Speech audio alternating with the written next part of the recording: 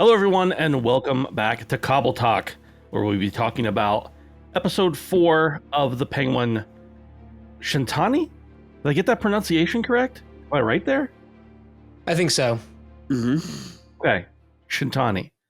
Anyway, episode 4 of the show. I'm Ben. Real quickly, we got Locke, Justin, and Bill with us here tonight. I'm going to ask each of you. I'm just going to ask you as a whole. How you guys doing? Good. That was good. That was very convincing and not really. I appreciate that. Let's jump right into it. I think this is it's a pretty meaty episode, but not one that there's a lot to talk about necessarily, which is a good and bad thing. Let's jump right into the beginning. We've got a little bit of a flashback. Last week, we speculated about what was being said at the end of the last episode about, what does anybody know? What is being discussed? And when Cobb and Sophia are on the ground with guns to the head, and we find out here exactly what's being discussed. Take it away, guys. What do you think? What do you think of that? We're not going to break down every single scene, but since this is the only scene before the flashback, I thought it'd be good to discuss this one. Well, it's awesome that he basically gets caught. Like the show is over at this moment. Like the show as we know it is over, which is awesome. I wasn't expecting that at all. I was expecting that to happen in like the second to last episode or maybe episode 6. But it's cool that it happens halfway through. So it's clear that the rest of the show is going to be the fallout. And how are we going to take care of Sophia? I guess. Is going to be the rest of the show, which is cool and not what I expected. I also checked really quickly how high this episode is rated, and it's one of the highest rated episodes ever on IMDb right now. It'll still go down, but yeah, of course. Right now it's at 9.9, which is incredible. That is great. Yeah, that's crazy. Which you other guys, anything to say about this opening here? Yeah, I didn't expect there to be payoff immediately. And I think it was Locke or Ben, one of you, my brain's already fried this early. But when you had mentioned like, oh, the show's over, he's been caught. It really did almost remind you of, I know obviously all of us play video games. It was almost like it's almost like you get the bad ending in an RPG or something, right? Or like a choice and consequence game. Yeah, it's like, oh, you got caught, it's over. You get the bad ending, right? So, I did kind of get those vibes as well. And he's like, on his knees, Oz is on his knees begging for his life. He's been caught, he's been had. So it was like, it was just to start the episode off like that with kind of like big, massive reveals, and really the entire landscape of the show is going to be changing from here on out. And then it thrusts us into a full on. That's pretty like a vast majority of the episode is a flashback. So it was. It got you right in. I know we commented the last episode's ending was like, oh, you want to immediately watch the next episode, and it really does like pick up immediately where that one left off. So it was really good. This episode was bookended very, very effectively, and again, it speaks to like the kind of the plan that they have with the show. So it's very encouraging moving forward for sure. Yeah, I'll just add that the note that I wrote was, holy shit, the plan is wrecked. That was it. Yeah. That was it. Immediately I'm like, oh shit. And everybody else spoke very well about it. So I don't know in this moment whether Nadia, as she's talking to them, whether she actually isn't sure if Sophia and Oz are in it together to take over the Falcone family, or whether she's just playing games with their emotions or something. But either way, it worked well. And she plays a great, like, minimal villain there, right? Like she's very intimidating, even though she's just this older woman with a lot of guys with guns around her. But anyway, so as soon as that happens, we get a flashback to what started everything for Sophia. And what we see is she goes back into an era where she looks a little more innocent. She looks a little more nice. She's just, her total demeanor and everything is different. She's less confident, not quite stuttery, less confident, but she's, a little bit of stuttering going on there too. Not so sure of herself. And she's pretty much the face of the family at this point. Her mother's already dead. Her father, as she mentions at some point in this episode, that she and her brother knew what he did for what he did, what the Falcone family does, and she's aware of that, but she's kind of out there seeming wanting to do good, to help people who are struggling with depression, thoughts of suicide, all that kind of stuff. And she's at a fundraiser or some sort of event, philanthropic event, and she gets confronted by a reporter who starts asking her about the series of murders of women who worked for businesses that are basically owned by her father. And as soon as she asks her for her card or gets her card, she realizes she's a reporter, says, I'm not talking to any reporters, dips out. Of course, Oz sees all this, and then we'll go from there. What do you guys make of Sophia's past, how she presents herself, etc.? Go ahead, Bill. I thought it was really, really effective and very well done. And I think something like that, when it comes to a flashback, I think it's almost always an overwhelming majority of pulling something like that off is even more incumbent on the actor, I think, more than anything else. And Chris, how do you pronounce her first name? Is it Cristin? It's Cristin Milioti. Sure.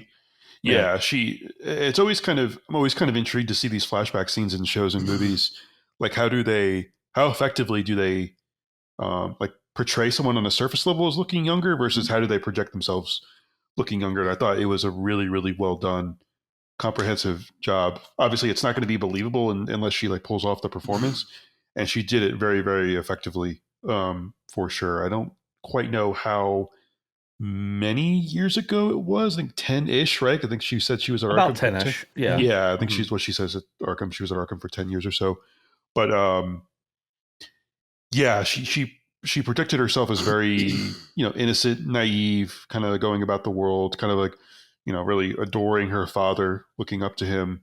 But, obviously over the span of the few minutes of the episode, she ultimately not only learns about her father, but she has to like comes to grips with it. And before she starts, really finding out, she's pinned, all these murders pinned on her. And I think that we kind of speculated what was her actual involvement going to be at all, if at all, with these murders. And it turns out she was totally set up and framed. Which is very disappointing to me, because that really breaks the character a little bit for me. Like now I'm not interested in her anymore at this point, because there's nothing to her. It's like a Mary Sue character. Everything happens to her. She doesn't really cause anything. She's like an innocent victim. So she doesn't. Yeah, right. Yeah. They clearly made her into an asshole, of course. But yeah, it kind of breaks the character for me, which is a shame, because I liked her way more before this episode, when there was more mystery. I still think she's cool. It's cool what's happening to her, of course, now, after all the events. The stuff in Arkham was very unbelievable to me. In such a grounded show where like everyone was in on it, like basically everyone literally is. I thought like, oh, come on, guys, that's a damn shame. But other than that, still great. Of course, she was amazing. She did a great job. Yeah. But I don't know if you guys agree to that, of course. Maybe no, not. I kind of agree with you a bit, although I guess you could see it from the perspective where Carmine is so powerful, right? Sure. That he can manipulate even, everybody within Arkham. Yeah. And I thought that was... And it is grounded, but it is also a Batman show, right? At its core. It's based on a comic book. So right. At its core. Yeah. Sure. Yeah. So in addition to that scene we just talked about, we also get a flashback to Sophia walking into her mother's bedroom. Of course, her mother's dead body hanging in the room. And that's basically the flashback at that point. We also get some indications, her father comes in, there's scratches on fingers and some signs of struggle, but she's a little kid. She doesn't necessarily know all that, although she retains that. So again, so on the nose. Yeah, I was so disappointed with that too. That's so. The second you saw the scratches, it was like, oh, come on, guys! Like the previous episodes, you were treating your audience with so much respect, and now you're basically wiping it away, which is this is again a shame, but still great.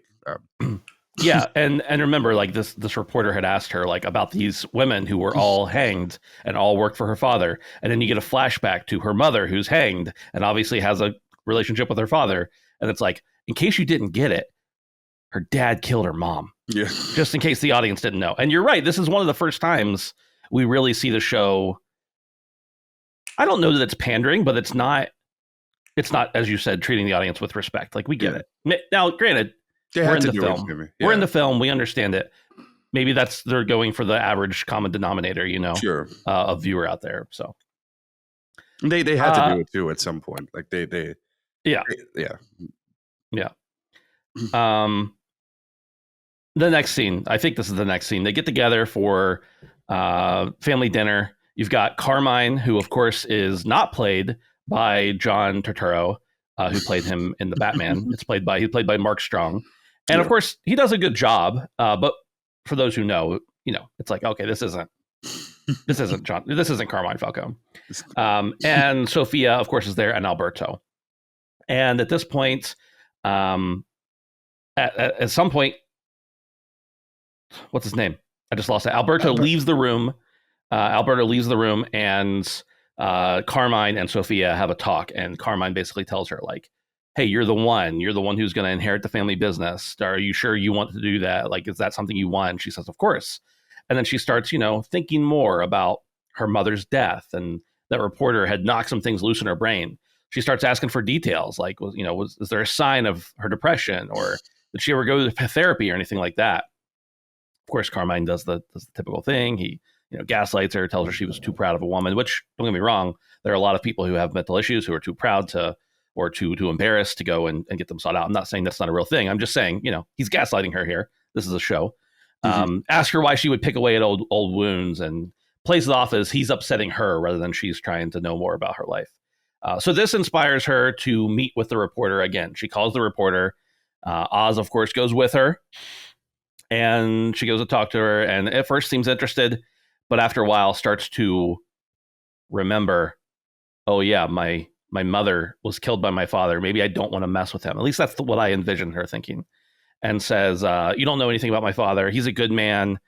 I'm leaving. Don't talk to me again. They drive away. And Oz, during this point, says, don't meet with her again. You really shouldn't do that. And previous to this, I want to say that Sophia had defended Oz when Alberto had called him the Penguin because he spilled a drink or something, and said the Penguin will clean it up. She defended him, said he was, don't call him that. He doesn't need that. And then later, when she's upset in this moment, she tells him, I don't need your advice. You're just my driver. That's all you are. So talk me through this scene where not only do they have dinner, she's asked to be the head of the family, and then she decides to meet with this reporter again before getting upset with Oz and setting off that whole chain of events as well. Justin, you could start here. So yeah, I thought that was interesting. Well, it was interesting to see again Alberto's how he was over 10 years ago, very similar to where we find him at the beginning of the series, where he's into drugs, he's an alcoholic, he's all these things, and his father's completely disappointed in him. So at that point, yeah, he's like, Sophia, and he says, it's like, why aren't you like your sister? Right? Like, your sister's dependable. I can, do all these things. So I really liked that it shows again that Sophia isn't crazy like we see her in present day. She's completely respected by everybody pretty much, including her brother, even though her brother teases her. And I do like the relationship again that we figured existed, but is shown clearly between her and Oz. And it was very, very friendly. Like she trusts him. He presumably trusts her. Obviously he's using her to his advantage. And that whole scene too, with her meeting with the reporter, that this reporter comes out of nowhere, happens to be at the what's it called? That organization, fundraiser? The fundraiser. There we go. I'm like, there's a word for this thing. I forget. The fundraiser. It's very, that's probably a little on the nose. I feel like that's a pretty big, cliche where either a reporter or, or a cop or something, a detective would show up at one of these things and then, here's my card type of deal. Mm-hmm. But I did like that I guess this is counter to what Locke was saying. I actually do like how they lay it out. how she does see the pictures. She does see all these things. It continues to reinforce that it's not her. And I think it's the reason why it does work is because then we see what she goes through in Arkham, which we'll get to. Because it shows again that she wasn't a bad person. Like she really seemed like she was the nicest one in the entire family, like completely clean. Doesn't look like she really did anything evil like her father did. Like she did have this, kind of, starry-eyed feeling of her father. Kinda. I mean, she knew obviously that like he wasn't a good guy, but for the most part was cool about it. So I like seeing that unravel. And I think it helps tell the story. Like it continues to tell that story to then lead up to what happens in Arkham. Sure. Yeah, I wanted to I think Justin mentioned it, touched on it a moment ago. I think Ben, we kind of went ahead of it, but I wanted to bring it up as that early scene in the at the fundraiser, where she's like smooching and she does the speeches and Oz is with her, and we learn so much about what their dynamic was before, because we had figured, they're probably going to be pretty close to trusting, and from just how they were interacting, they were almost like a more sincere brother and sister relationship to me than between her and Alberto, because Alberto was such a mess, right? And she's like, there's a reason that Carmine picked her as like the heir apparent. She's like kind of the prim and proper one. She has her, she has her stuff together. She almost is like the golden child, right? She's like, if it was an actual royal family, she would clearly be the one that's groomed to be the successor. So it was interesting that before everything went down with how when she figured out her father and all the events that transpired, that she was going to be the heir apparent. And now it's that dynamic is totally flipped where, in the present day, she's, almost as looked down upon as and dismissed as Oz is. But how far in the scenes in this episode did we get? There was one more thing that I wanted to mention. I think you mentioned her talking down to him, right? Yeah. So my thing in that scene was that sort of him lashing out and being impulsive again when he ratted on her just because she talked down to him? Oh, we haven't. We haven't quite gotten there, but okay, it's basically, that was my impression. I just wasn't sure what you guys thought. So, yeah, I think was it her being impulsive or him being impulsive? You said. Well, when he tried to give her advice, right? Like don't talk to her again, and she lashes out, basically saying, "No one cares what you think." Right? I'm trying to remember the scenes in order. Essentially, yeah. You're just the driver. No one cares what you think, and it was just like, wow, it kind of came out of nowhere and was really harsh. Given the relationship that we saw earlier, very trusting. So my thought was that kind of the Penguin coming out of him, where he acted, obviously later on in the pilot episode, Penguin lashes out, and kills Alberto. Was that him being scheming to go and talk to Carmine and tell him about, what she's doing? Or was that him like being calculated? I wasn't quite sure what the chain of events there, what his intent was, but I think it's a little of everything. I think it's a little bit him being impulsive, but he doesn't. Yeah, he saw his opportunity. Yeah, he doesn't rip her head off there, in the moment. No. But I think it's also like he is he kind of does know his place, and he's not a very well revered. So why not try to get a little bit of like, she's obviously done with him now. He's not going to get anywhere with this woman. She's just doing a charity. Might as well talk to the boss and try to see what I can get out of that. Yeah. That's just my gut reaction. It's also funny how they didn't de-age him at all, like, which is hard to do with the makeup, of course. But it's 10 years earlier, and he looks exactly the same, which was pretty. Yeah, fun. But it means he's looked rough for a long time. Yeah, I think they made his hair a little bit darker, like more consistently darker. I think that was about it. But yeah. Locke, did you have anything to add up to this point? No. I liked it. It was this. Maybe the whole episode, but especially the scene where she sees the pictures was for me like, oh, okay, we're watching a comic book show now. I get it. It's cool, right? It is right. My expectations were higher because of the previous episode, but I still thought it was great. You have to do it that way at some point. So Yeah. I was with it. I dig it. Yeah. Okay, cool. So Sophia, they get back to the house, presumably Oz goes right then and talks to Carmine. He comes and tells her, your dad wants to talk to you.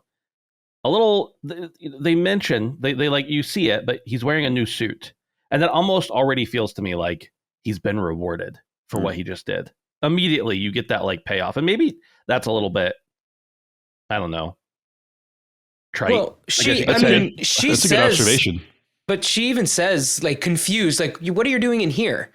Like, expecting him to be outside. So that was already a clue to her where it's like, what? Why are you inside? Like, go out there, away. Yeah, like everything about it was off. Him being there, him having like the really nice suit, and then him also being like really awkward. He was just like very sheepish, right? He like goes up to her, he's like, yeah, your dad needs to talk to you. And you can, if I remember, you can almost see in his body language, he was almost immediately turning around to walk away. Like he kind of knows that he doesn't know exactly what's going to happen. He probably didn't know that her dad was going to pin all the murders on her and institutionalize her. But I would think maybe, it's the greatest overreaction ever. But So like, oh my God, what did I do? Right. And I think it feeds into I think it was the last episode when they were having the heart to heart. He's like, he's really sorry for what happened. Yeah. I'm sure he didn't think like, oh my God, this was going to transpire. But he was clear. That was a good observation with the suit as well. But yeah, because everything about it was him being there in that moment in that suit was way beyond his station, right? Because she's like, "Oh, you're just the driver. Like, what are you doing here?" And yeah, he was clearly very nervous. And I think there was like a musical cue, or maybe the music cut out or something, where you kind of know, like, oh, this is like a watershed moment or a very pivotal moment in the course of her life. And it just, the dread from when she walked into that room and her father started confronting her. I recall he was almost like he was circling her like a shark, right? Like getting out ready to attack. And as soon as you started like gaslighting her, oh, you're not yourself. You're crazy like your mom. I'm like, oh man, I know where this is going. And I think we were all kind of curious, like, what was the actual sort of chain of events going to be with Oz's assumed betrayal of her, And it was devastating to go from such a short period of time to, like I said, them almost having like a brother-sister dynamic to really him, like, I mean, partially inadvertently, like, right, I'm sure he didn't intend for it to go as extreme as it did, but he was basically the cause of the first domino to fall, or basically ruin her life. So it's very tragic. So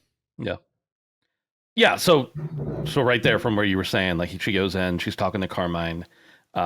He essentially, gaslights her into, I trusted you. You went and talked to this reporter, even though she denies that. There's a little more conversation about her mother's death, of course. He tells her, you're sick. You don't know what you're talking about. Get in the car, go home, etc. So they're driving home. Oz is driving her home. They get pulled over by the police. They tell her, your dad sent us to get you, which was interesting. We can get into that, of course, but your dad sent us to get you. And then she gets out of the car. She thinks she's just switching vehicles to go ride with the police instead. And then the police arrest her for the murder of the reporter who she had just met with, and all the other women who had been murdered at that point. So we go into I think, a very like overhashed scene of people entering into prison, but also like a good one. She gets arrested. She goes into prison. They clean her up. They strip her naked and embarrass her. They go through her mouth looking for stuff and everywhere else in her body looking for stuff to make sure she's not bringing anything into prison. And Alberto comes in and says, oh, no, I'm sorry. Sophia's lawyer comes in and says, hey, you've got a fixed sentence. They're just putting you in here for 6 months for psychological evaluation. Then you'll have a trial, et cetera, et cetera. Everybody in the family has accused her of having mental illness, except for Alberto, of course. They've all written affidavits, except for Alberto, saying the same thing.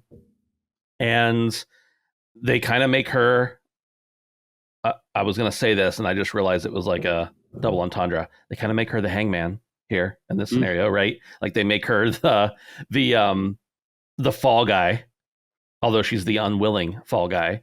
And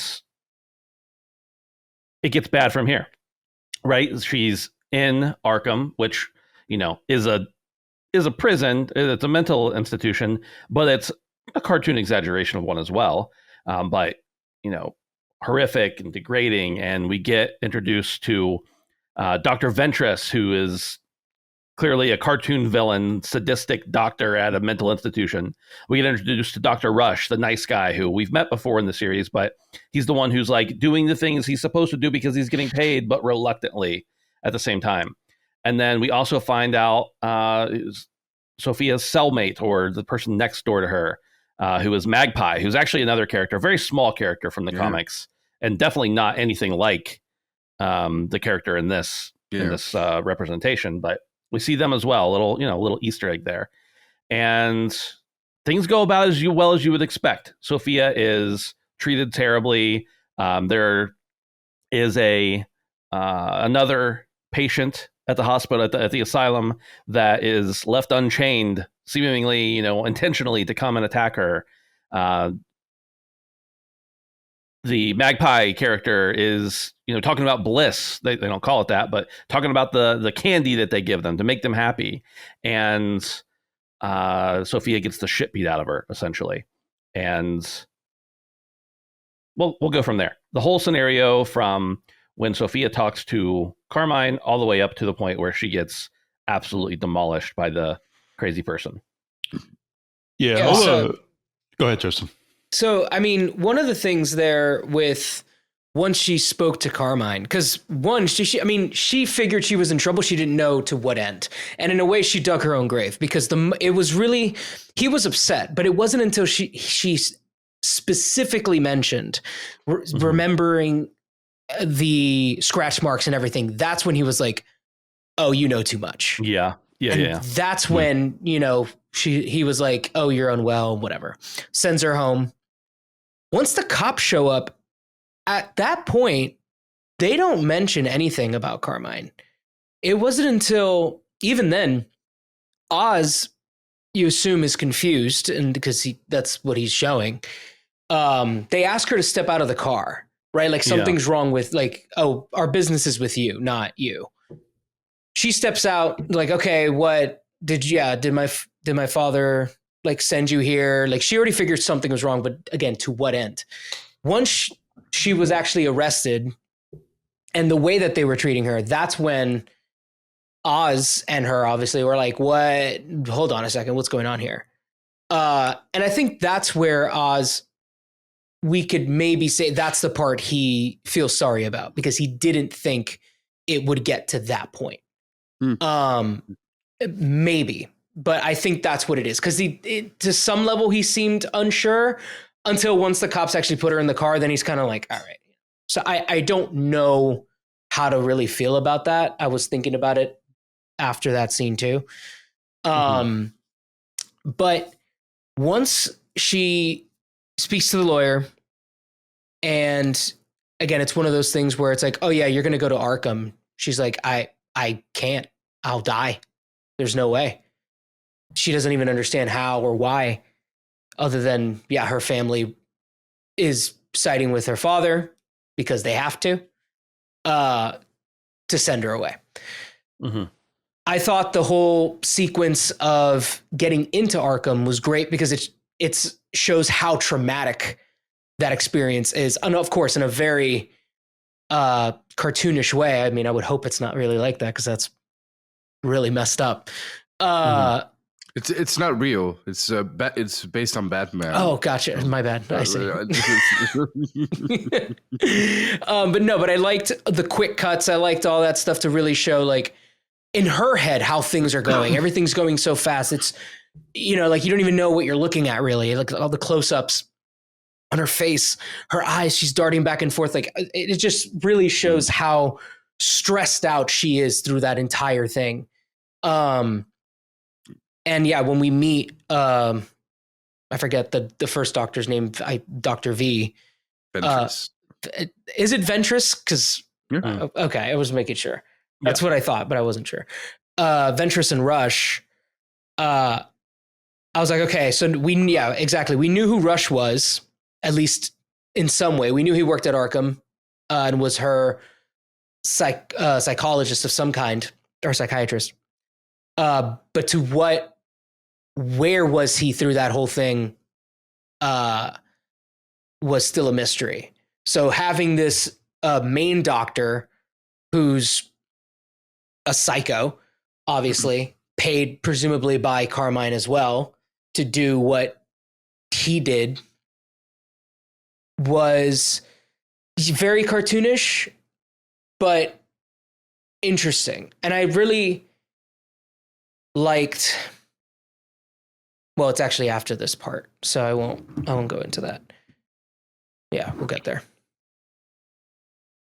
It was a little bit funny to me that her dad has the biggest overreaction of all time, like imprisoning his own daughter, like framing her for like murder and basically letting her get killed in prison. All because she's asking a couple of questions, reasonable questions too. It's not like she was telling him she was going to go to the cops and like turn him in or anything. Right. So, she's known he's a bad guy up to this point and never done anything about it. Yeah. It was very weird to me that a couple of scenes before, but that's why this episode felt a little bit rushed maybe, that a couple of scenes before her dad was going to make her like the head of the family. And then she finds this out, and instead of convincing her that he had to kill those women, he just goes, "You're crazy, right? Oh, you're nuts," and then locks her up forever and tries to kill her, basically. Yeah. Which is a bit too far. But other than that, go ahead. I was going to say, I think in that moment, he really almost treated her like she was trying to blackmail him, or she was trying to unseat him. Yeah. Right. So I think that I was thinking more about it as you were talking about it. I'm like, I'm like running the scenarios through my head. I'm like, at that moment, he didn't think of her as a daughter. He thought of her as someone trying to blackmail him. Right.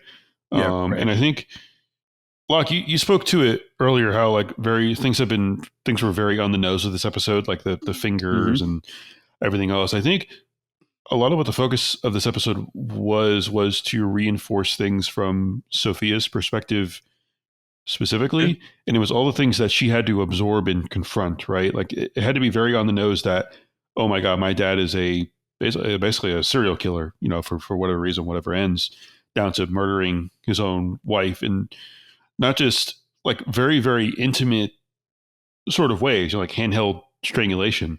And we see those photos, and she has to be confronted with that too. And then the ultimate confrontation is that like, oh, my father will absolutely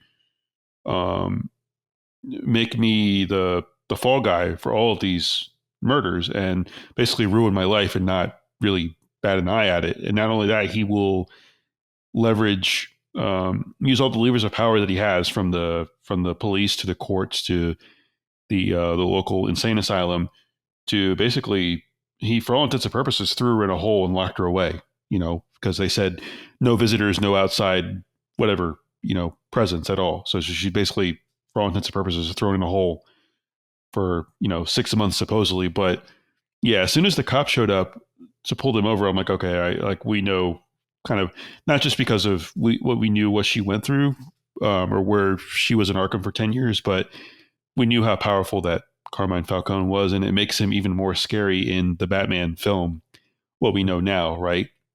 And so, yeah, a lot of that was to that little montage that Justin spoke about, that where she got brought in, that was all very traumatic, and it was to really dehumanize her and break her down mentally and emotionally, not just physically, right? So I did think that the whole Arkham flashback scene, specifically in Arkham, went on a little bit too long.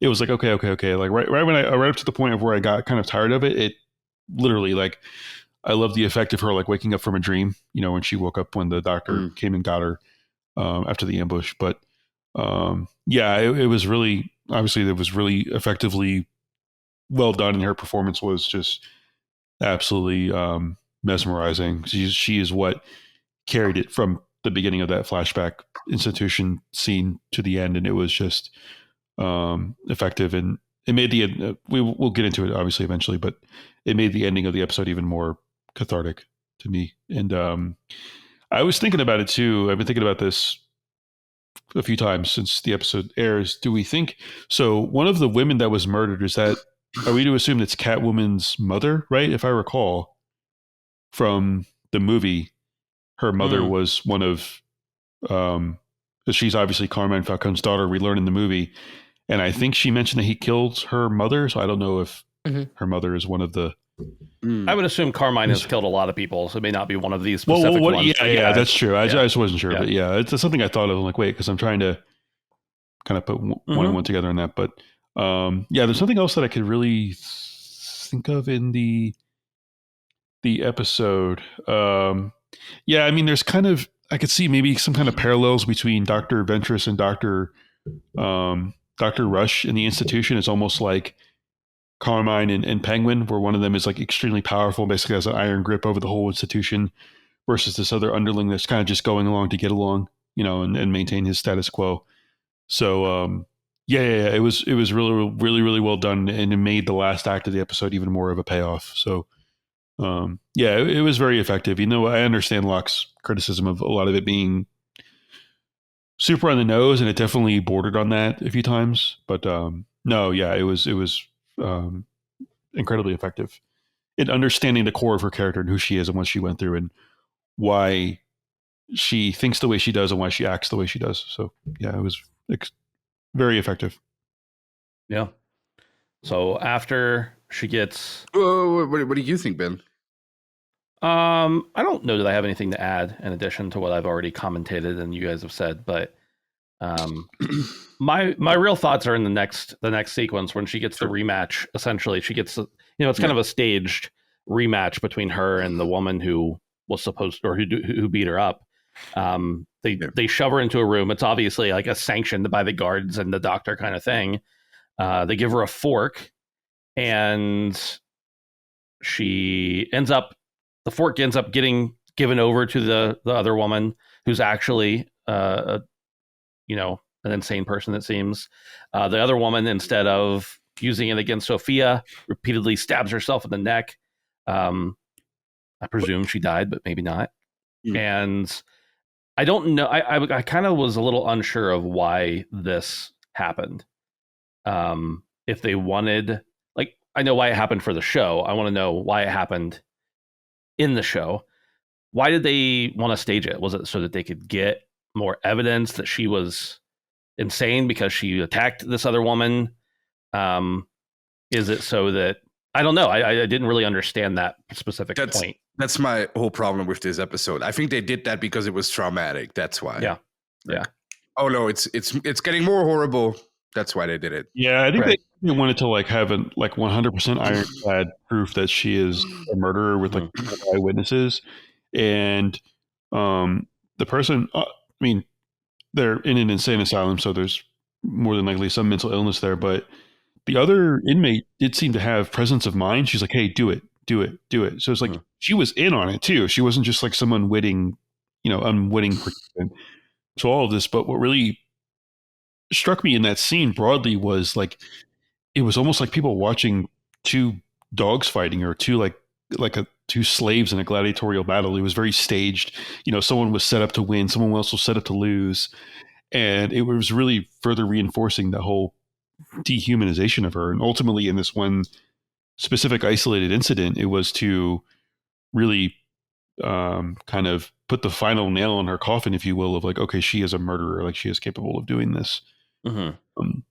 But to that point, that scene was a little bit. Yeah, that scene was a little bit. I can understand how that scene was a little bit confusing. What is the goal of this? But that was just my takeaway from it. It was kind of as simple as that, just to confirm, put the nail on the head that she is a murderer. So yeah, and to put that point into a bigger perspective, she goes through all sorts of electric shock therapy and has a bunch of hallucinations and stuff like that. Thinks endless loops of thoughts. And the time comes for her trial, and Alberto comes in and says, Dr. V has declared you unfit for this trial. You're going to stay here. There's no end in sight.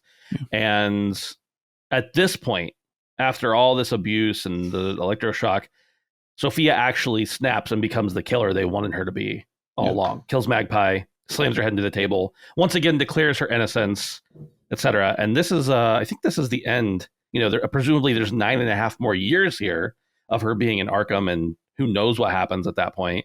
Yeah. But at this point, she finally snaps and actually becomes mentally unwell, as they had accused her of before. Yeah. So yeah, I think that you're probably right in that you get put into a cage fight with somebody. They want you to do what you're supposed to do and then be able to use that against you. But it turns out they didn't even need that to still say, you're unfit, you're mentally unwell. That's why the doctor looks so proud at the end too. Yeah. That was like the soap opera shot where he was like, yeah, the soap opera shot. And I don't even know if it's, I don't feel like go so far as to say like she's like, oh, she's confirmed to be mentally unwell. It's like, well, like you said, it's because of her incarceration, the way she was treated. Of course, she did snap at that instance, but she snapped because she found out that this seemingly innocuous person is just like her random next door neighbor, if you will, of sorts, was also in on it too. And she just absolutely loses it. Like I believe it or not. Was she actually in on it? I thought she was just becoming paranoid. I think that's what it was. I think she just got paranoid. They were implying I don't know. Maybe she was in on it. Maybe she wasn't, but she knew. It's cool that we don't know. We don't know. Yeah, we don't know. I mean, I again, like Carmine's reach is so strong that like he could have ordered, tell the inmates or the people who run the asylum, like, hey, implicate her in something any way you can, and obviously these inmates or whatever were in on it. But I think earlier in the episode, Magpie was really into the bliss, right? The candy. Mm-hmm. So they're almost like manipulating a child. Hey, we'll give you candy if you do this, you play along with this situation. So she may not have been in on it from the beginning, but maybe she played along later on to when she got murdered. But it's for me, again, maybe it's how effective the show is. It's like, I don't know that she is that like necessarily insane or like mentally ill as we come to know it, like an actual diagnosable mental illness, like schizophrenia or something like that. Because the end of the episode, she's obviously very scheming and calculating. So, but yeah, that was just one moment where she did snap, and kind of understandably so. Just the culmination of everything that she's gone through. But yeah, it makes her character that much more interesting. To where it's like, okay, she's not necessarily embracing the hangman persona of sorts, but I think she's kind of using it to her advantage, because people think that she is this crazy, insane killer. So she's using that to her advantage of sorts, I think. So, I'm liking the beat to beat steps of the episode more now that I'm kind of talking with you guys about it, honestly. So yeah, what do you think, Justin? Honestly, I don't really have much else to say other than like, I liked that whole, so what I was going to say before that I really liked was that whole sequence of her, electroshock therapy, because you literally see the cracks because of the wall. I like that. I like that. It's like, wait, the paint, it's like, and at first I'm like, what the hell's going on? And then as more shock therapy happens, the wall becomes clearer and clearer, and then you see that it's the room where she sees her mother. And I liked that a lot. Cool. Yeah, because it was a clear visual of what was actually happening in her head that we got to see as an audience slowly get peeled away. Yeah, that was awesome. I didn't think about that way. I thought about it, but I didn't think about it that way. That's a good point. At this point, she wakes up in Rush's office, where they talk about the fact that, and of course he had shown some resistance. He had apologized to her that he didn't know Dr. V was gonna make that diagnosis. He apologized and said, it's revealed that that's why he left, is because he felt powerless, and like he wasn't actually doing good things. He was just subjected to doing what they wanted him to do. She talks about how she can't believe she trusted Oz, because she had really had hope in him, but she should have known better. And then she toys with Rush a little bit more. This all comes right before she ends up going to the family dinner, right? All these people are in town to see Alberto, or not to see Alberto, but for Alberto to commemorate Alberto's life, to celebrate his life, commemorate his death. And she comes in and everyone's very uncomfortable, right? They're obviously very uncomfortable. Number one being Johnny Vitti. He's very uncomfortable here.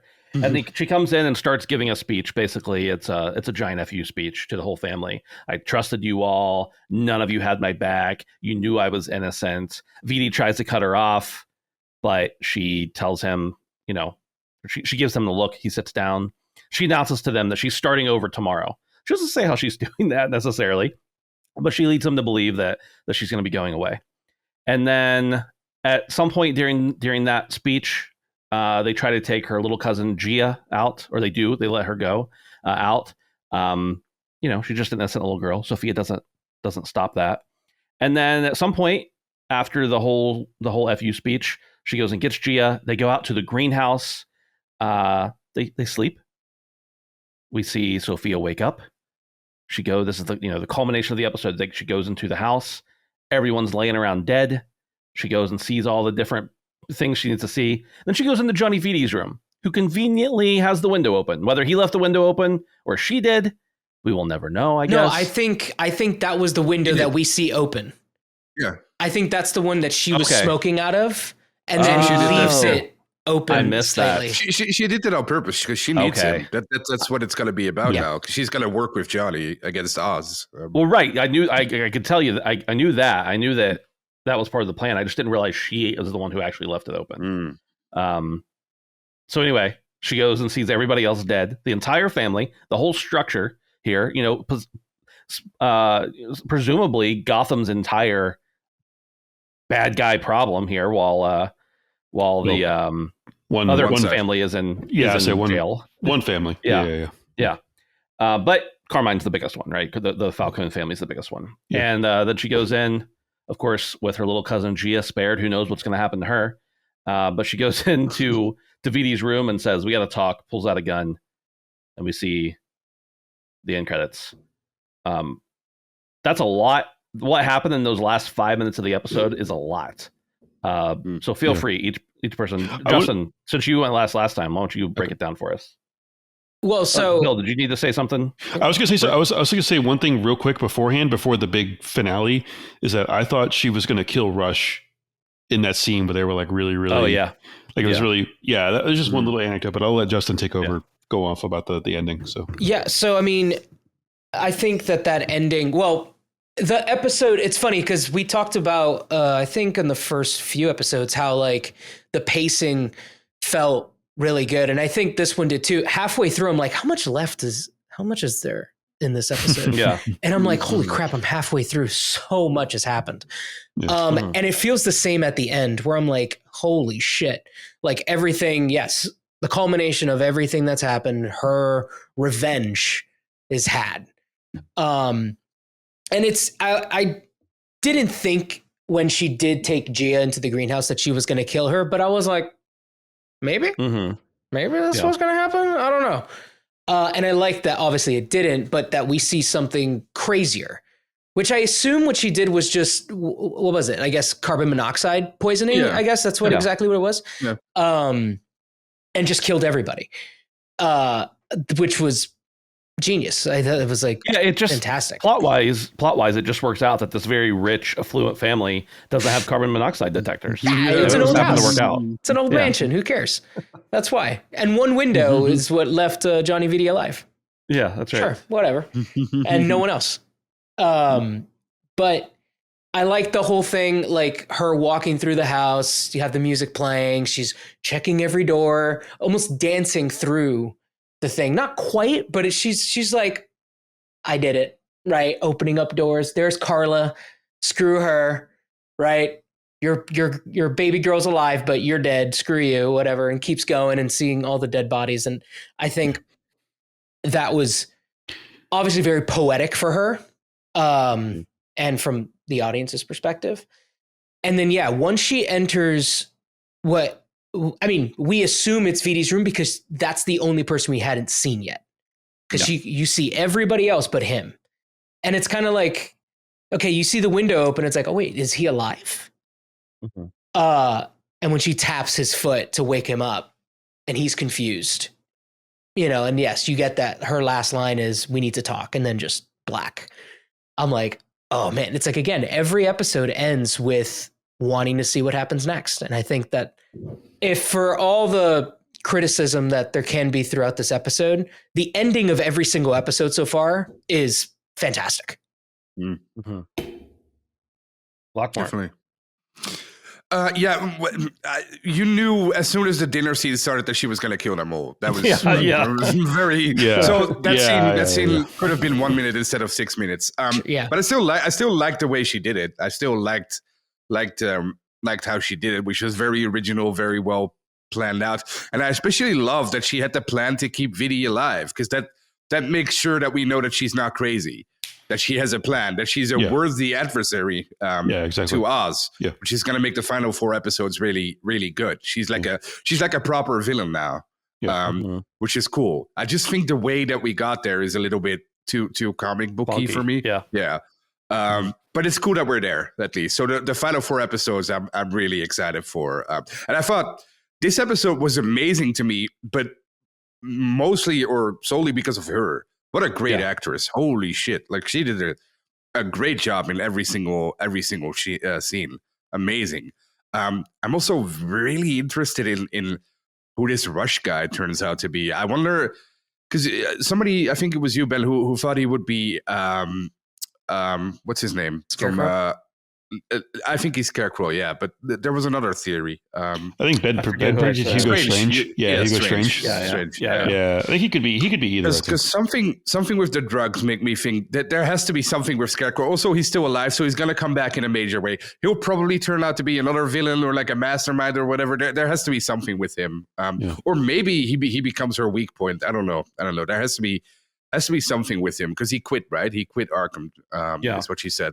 Yeah. I don't think he's just a mirror for her to reflect her great acting upon. I think he's a plot, like a major plot point, you know? Yeah. I love her. I want to marry her. She's beautiful. She's smart. Her eyes are amazing. And as far as we know, she's only killed 2 people, not 7. So yes. Well, she just killed, an entire mob family. Okay, but before that, it was justified, right? Almost. I thought it was also really cool that she spared the little girl, because just like Justin, I thought, oh no, she's gonna kill the girl, maybe. Yeah. But then ultimate revenge. Yeah, but then it's cool that she didn't, which again makes her smart and intelligent, which is what we want from a good villain. One thing before Bill goes here, you said about like her speech needing to be 1 minute instead of, it was maybe a little belabored, but I think it's important. When you see a lot of movies and they have to like tell the person what they're going to do before they kill them, and then everything, they unveil the master. I think that the reason for that always, instead of just cold-blooded killing right away, is like, if they just all died in their sleep, presumably they have passed out and died, right, with carbon monoxide poisoning, then they have no idea what happens. With this, I mean, they're still dead. Who knows what happens after you're dead? But they have no idea. But at least she got to say to them, like, "Ha," kind of thing. It's like, you need that expression of, this is why I'm doing what I'm doing. I think it's like cathartic. Yeah, I assume I've never killed a whole house of people, but if I had that, I would do the same thing. Correct. No, you're absolutely right. You're 100% right. Of course, that's very true. Yeah, Bill. Yeah. Hearing you guys talk about it makes me, again, kind of similar to the last segment. I like the whole final act even more and more. My one sort of hang up, again, I'm just like picking nits here, is why would the mom let the girl outside and like to go sleep in the backyard with I don't know that she let her. I think she probably had her own room. She had her own room. That's right. She had her own room. Okay, that makes sense. She lured her away with the cake too. Yeah, that's true. Okay, yeah, good call. But yeah, I think I kind of had the same inkling that you guys had, is that like as soon as she kind of like showed up, made her grand entrance and her grand like villain, I don't know, grandstanding speech, like, okay, she's gonna kill these people, and I was like, okay, she's gonna kill them right now. Is she gonna like? I was literally checking. I was literally checking the level of the wine glass. Is she gonna? Because I watched Game of Thrones, right? So I do that. Yeah. I was checking the level of the wine. Okay, she drank some of the wine, so she didn't poison the wine. Is she just gonna like light them all up with a gun? Like, what is she gonna do? And obviously, again, it's a credit to the writers that she did it in a way that I didn't really expect. So it was very another thing that I did like too is that the daughter, the niece or the daughter asks Sophia, "Mommy says you did a bad thing or bad things," and she goes, "Your mommy's right." And I think at that point, was that in the morning when she asked her? No, that was still at night. That was before they went to sleep. Yeah, but I think at that point she wasn't lying. She had basically like, for all intents and purposes, she had killed him, right? So she's like, "Yeah, I did." So it's kind of a double entendre there. Yeah, and I think one thing I was thinking of when you guys were talking about this last final act is that the way that she entered, like her whole getup, like her hair and obviously her very revealing outfit. I was thinking about it while you guys were talking.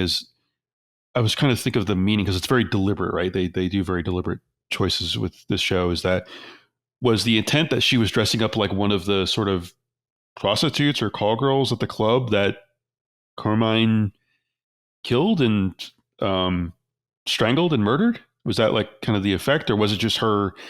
I think on the post-show segment, they kind of represented it as her just kind of being free and liberating herself as well. But I didn't see the post-show thing.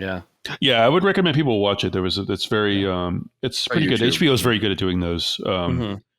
But yeah, that's what another aspect of that stuck out to me. And you guys mentioned her having the presence of mind to keep the daughter alive as well. I don't think she's like fully on, like, insane or mentally unwell or whatever. She's very calculating and scheming, from getting the bliss to concocting this whole, sort of Machiavellian wiping out of effectively the entire family, right? Except for Johnny Viti. So there's I'm so curious to see like what her plan for to take out Penguin is, because I think I don't know that he has that many allies currently at all. Like Vic, his underling. So I'm very curious to see how he is going to ascend and not only worm his way out of his current predicament with basically everyone wants to kill him. How is he going to ascend, the final 4 episodes? And yeah, we kind of have our sort of, so to speak, antagonist, we assume, of primary antagonist of the show. So yeah, it was amazing. It was the ending was very cathartic, not only for her character, but it was very character and plot oriented. Obviously it was a massive kind of sledgehammer for the plot and the power dynamics of the show, but it was very cathartic for her as a character, not only within the episode, but you understood why she did that, right? With everything that she went through. So it was just brilliantly executed. And I like the overall episode even more now than I did before we started. So, yeah. Well, that's the episode. I'm really curious to see. I'm interested to get back to obviously Oz in current day. I'm interested to see what he and Vic are up to. Is there going to be any fallout from Victor's momentary lapse in leaving Oz?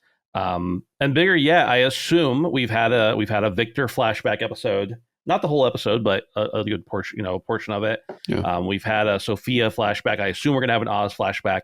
And as much as flashback episodes are good for like plot building, in an 8-episode series, I don't want a full 3 episodes of flashback. So I'm glad with this episode that they still move the plot forward, because we've only got so much time with these characters in this show that I didn't want to have 3 or 4 whole episodes be flashbacks, even though it's important. So I'm curious to see what that's going to look like, and they'll probably do. I would imagine, if I had to guess, that'll be not next week, but the week after, when they do the Oz flashback and really get a look at more of his life. And I'm curious if his mom ever comes back into the picture, because she will. She probably, I'm sure she will. But like, we spent a good 20-30 minutes, or maybe a little less than that, of the first 2 episodes combined. With her, and then we haven't seen her since, or even had a reference. So I'm thinking that we'll see some more about that in the future. It'll be interesting. Any last words, guys? Wrap it up. Yep. Thought the episode was great, just overall. Yeah. Cool. I did too. All right. Well, we will see you next week. Again, appreciate everybody for hanging out. Thanks for listening. We'll talk to you later. Goodbye. Bye. Bye-bye.